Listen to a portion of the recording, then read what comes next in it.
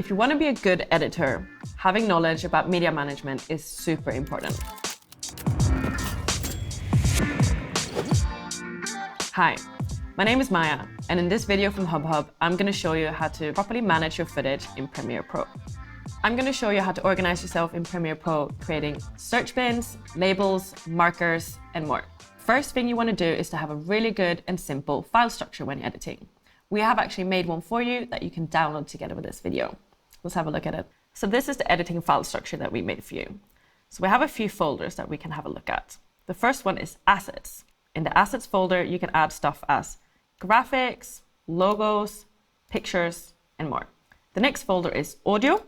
And here you put your music, you put your sound effects, and any potential voiceover. The next folder is footage. In the raw footage folder, you put all your raw footage that comes straight from the camera. You can also put if you have any color graded footage or any stock footage in here. PR stands for Premiere, and this is where you put your Premiere project. Last but not least, we have a renders folder, and this is where you put your exports after you're done with the video. And feel free to add or delete any of these folders that you're not going to use, or if you have anything else that you want to add in there. So before we dive into Premiere Pro and have a look at the media management inside the software, I want to talk to you about backing up your footage in real life. So one really good rule of thumb is the 3-2-1 rule. Basically, what you want to do is to have 3 different backups on 2 different locations for each project. So that means, for example, if I have 3 different hard drives, then I have 2 of them at my house and I have 1 of them at the office. So if anything would happen to 2 of them, I have the 3rd one for a backup. Another really good thing to mention is that you don't actually want to edit from your hard drive.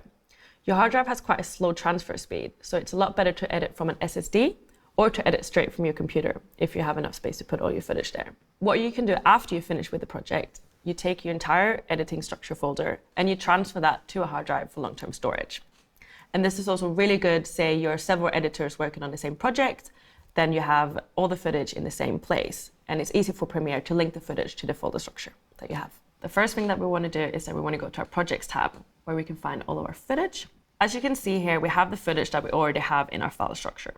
So we have our audio folder, we have our raw footage folder, and we have a folder that I now created called sequence. The way you create a folder is to left click, click new bin, and there you have it. In your sequence folder is where you put all your sequences. What we're going to do next is to have a look at all the information you can find about the footage in the project tab. You go to raw footage, you locate your footage, and as you can see, there's a lot of information about the footage here. You can find the frame rate of footage. You can see how long the video clip is. You can see the aspect ratio of the video clip and more. If there's anything that you don't see here, any information that you still want to find out, then you can right click on the bar at the top, click metadata display, and find any potential information here that you want. So another really good way of organizing yourself in Premiere is to create search bins. Search bins is basically a tool where you can search for the specific qualities of the footage. So let's look at what the footage we have. First, we have footage of clouds. This is outside, so we can write that here. We have a man and a woman jogging, so we can write people. That's also outside. We have a soccer game. That's also people. We can write soccer, also outside. And then we have rain, so we can write rain and outside.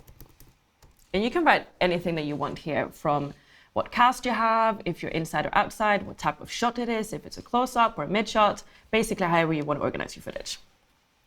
What we're then going to do is to click a search bin. So we click this little search bin button up here.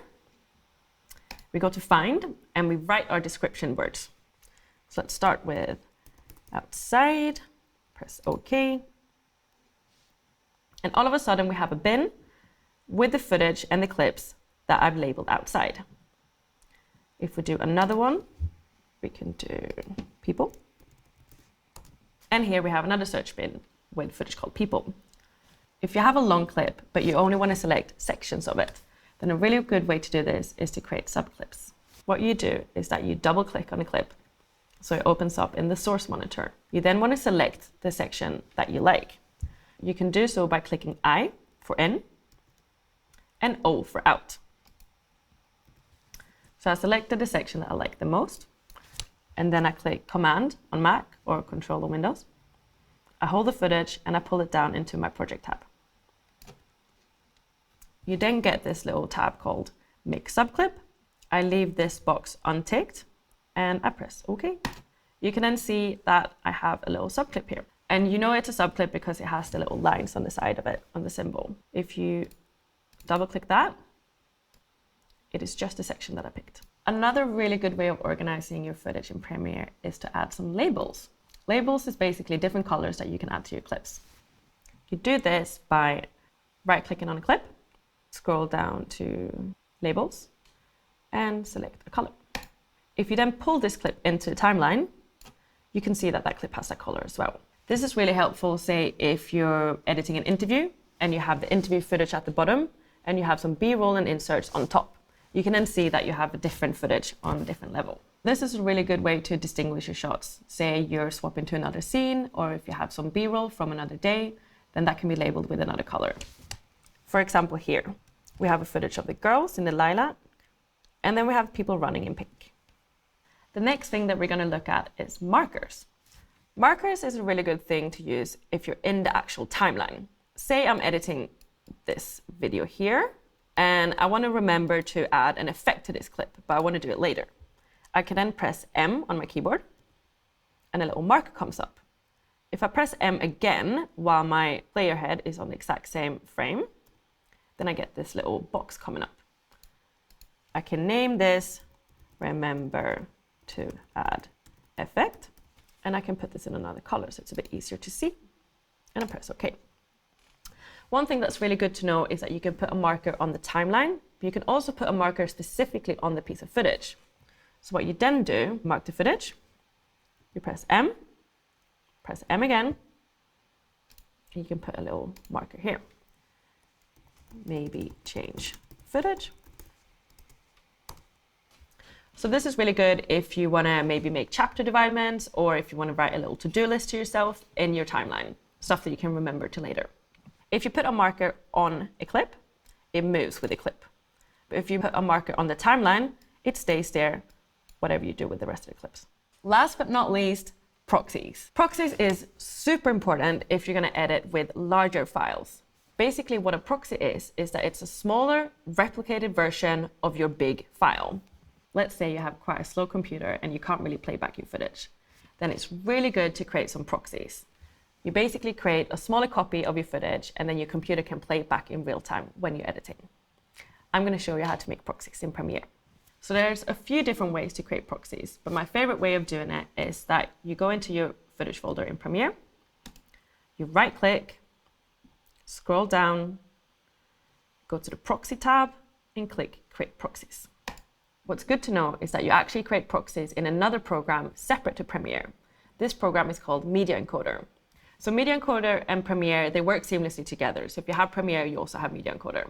So it starts automatically when you start this progress. Today, we're just going to keep Premiere existing settings. You want to make sure that under Destination, you tick this little box. It means that the proxy files that Media Encoder will create will be added to a folder next to your original footage in the template that we have already given you. You press OK, and then Media Encoder starts automatically. So here we have Media Encoder. With this little green tick, you can see that the video has already been processed and done. If you have several clips that you want to make proxies for, then you can press this little play button up here, and it will create all the renders in one go. When your proxy is done, you can go back to Premiere to make sure it's attached. You go to your project tab, you check the footage that you created a proxy for, and you can scroll in your metadata until you reach the proxy tab. Here you can see that it's attached. Basically, Premiere has created a link from your original resolution footage to the lower resolution footage.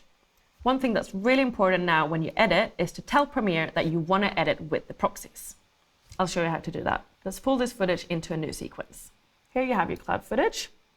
What you want to do is that you want to go on your program monitor. You want to press this little plus sign here, and you want to find this little fella called Toggle Proxies. You click it, and you drag it down into your bar. Press OK. So when you edit with your footage that has a proxy attached to it, you want to make sure that this is highlighted. That means that you now play the proxy and everything goes smoothly. So that was it. No more trying to locate your footage in some stupid download folder somewhere. Happy editing and proxy out.